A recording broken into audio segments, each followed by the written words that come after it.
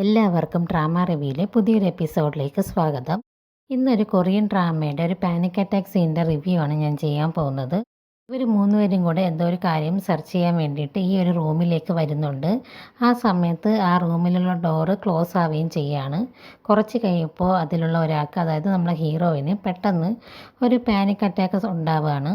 ആ റൂം ലോക്കാവുന്ന സമയത്ത് ഇവന് വല്ലാത്ത രീതിയിലുള്ള ബുദ്ധിമുട്ടുകളൊക്കെ ഉണ്ടാവുകയും അവൻ്റെ ജീവിതത്തിൽ അവന് ചൈൽഡ്ഹുഡിൽ സംഭവിച്ച ട്രോമകളൊക്കെ അവൻ്റെ മെമ്മറീസിൽ കടന്നു വരികയും ചെയ്യുകയാണ്.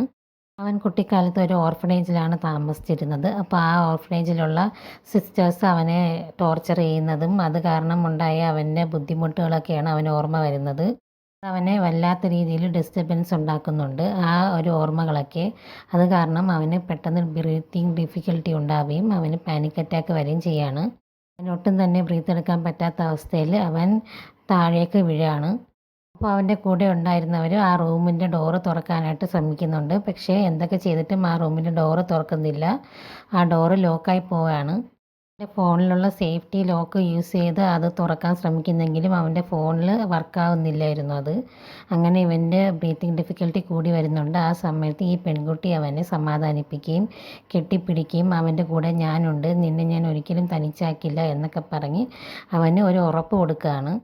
അവളുടെ ആ വാക്കുകൾ കേട്ടിട്ട് അവന് വല്ലാത്ത രീതിയിൽ അവൻ്റെ പാനിക് അറ്റാക്ക് കൺട്രോൾ ചെയ്യാൻ കഴിയുന്നുണ്ട്. അവൻ്റെ ബ്രീത്തിങ് ഒക്കെ നോർമലായി വരികയാണ്.